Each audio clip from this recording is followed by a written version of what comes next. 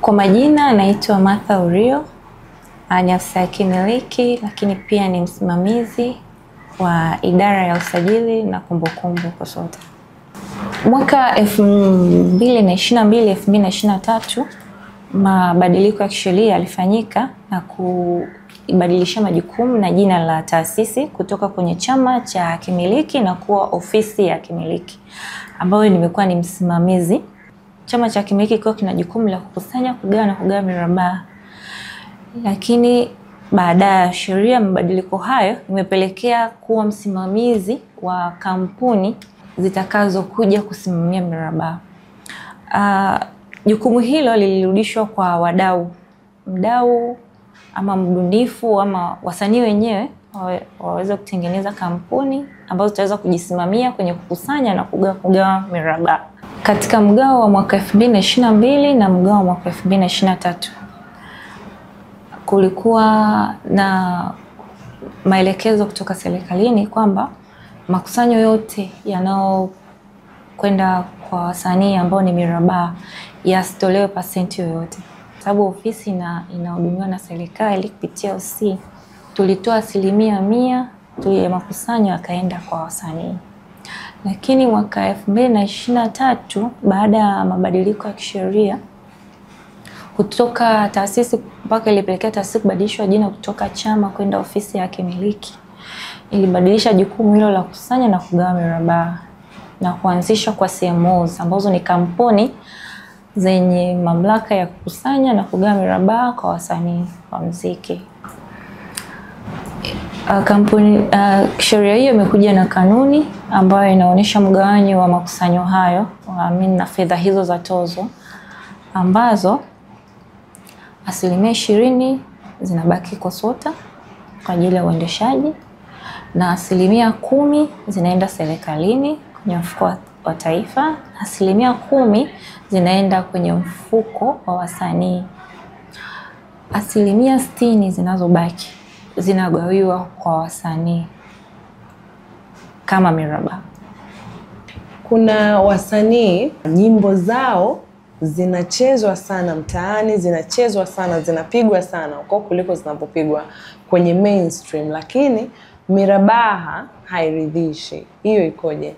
Kuna wasanii wanaelezea labda yeye sehemu alipo ndo anaisikia, lakini kwenye collect logs tuna collect log sehemu kubwa, na maana tukitumia radio broadcast ni Tanzania nzima.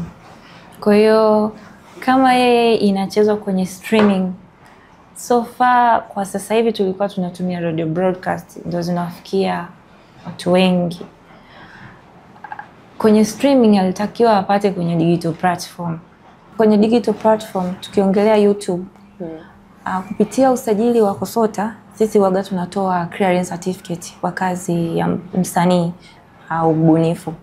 Kwa ile certificate inamsaidia mbunifu kwenye kuingia makubaliano ama kuonesha umiliki halali wa kazi yake. Kwa hiyo hapo kuna chance ama kuna nafasi ya yeye kulalamikia ile digital platform. Anaweza kaipandisha hiyo certificate yenye kazi husika na kuielezea kwamba yeye ndio mmiliki halali na amepitia kwenye mamlaka husika ambao ni KOSOTA na wamempa huo umiliki wa certificate hiyo kazi yake. Kwa hiyo wao wana haki sasa, wao wana uwezo aidha wa kushusha hiyo kazi ambayo imepandishwa ambayo sio kwa mmiliki husika, ama kuhamisha pia ile ni economic rights, kuhamisha haki ya kiuchumi ya yule mbunifu wa msanii. Msanii ukishajisajili, kila ukitoa kazi unakuja kuisajili na pata clearance certificate. Namaanisha kila kazi, kwa sababu pia inasaidia kila kazi ikiwa na certificate inakusaidia wewe kwenye kuingia makubaliano tofauti. Kwa kila kazi ya msanii ambao tunaisajili KOSOTA tunaipa clearance certificate.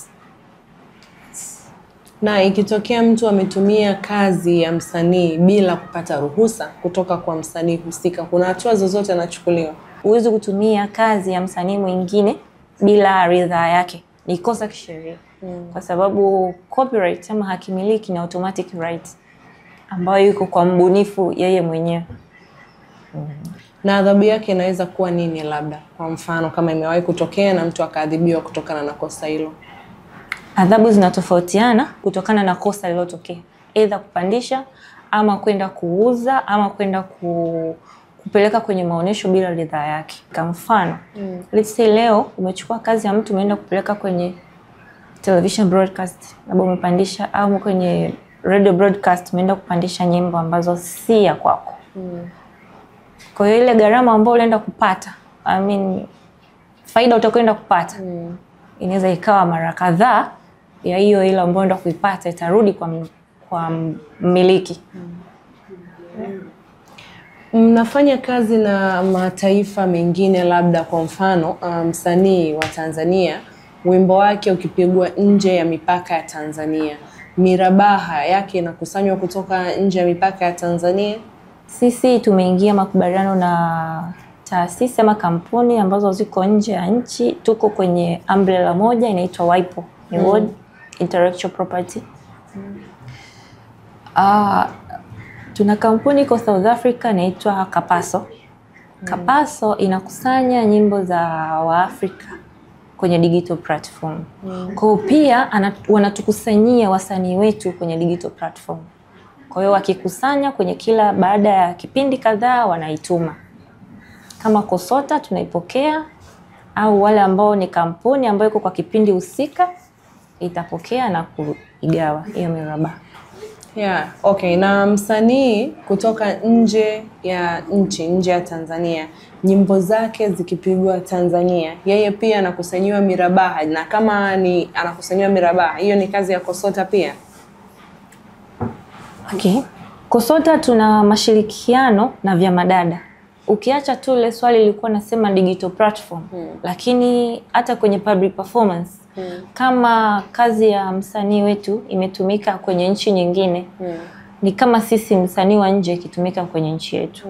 Tukikusanya log sheet, tunazipata hizo playlist, tukifanya distribution naye anapata. Kwa sisi tuwaga tunatuma nje na wa nje pia wanatuma. Ila inatokana mpaka nchi na nchi tuwe tuna makubaliano. Niendelee kutoa wito tu kwa wasanii wetu na wabunifu wetu kufika kwenye ofisi yetu ya KOSOTA, iko hapa Kivukoni. Wafike kwa ajili ya kusajili kazi zao. Sababu faida mojawapo kubwa ya kusajili ni kulinda kazi yako. Na KOSOTA inakulindia kazi yako ukiwa hai, na maanisha maisha yako yote na miaka 50 baada ya kifo. Kwa hiyo unaona leo upo, lakini kesho wale watu ambao wanatakiwa wapate haki yako, na maanisha warithi, watakosa hizo haki. Kwa hiyo ukija kusajili kazi yako inaendelea kufanya vizuri kwenye industry, unapoendelea kupata mirabaha, kesho na kesho kutwa wataendelea kupata familia, utaendelea kupata wewe. Kwa hiyo kusajili kazi ni muhimu, si lazima, ila ni muhimu kwa ajili ya kwako wewe na wategemezi wako. BASATA, mfuko, KOSOTA tuko chini ya wizara, na majukumu yetu hayafanani ila yanaendana.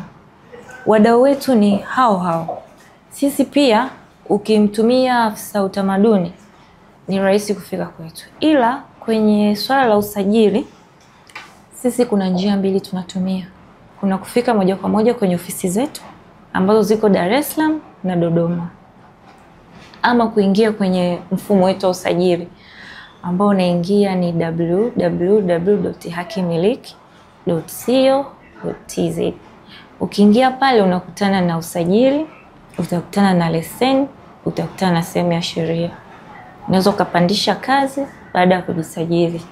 Na kwa changamoto yote unaokutana nayo, kuna namba zetu za simu zinafanya kazi kuanzia saa 1:30 mpaka saa 9:30.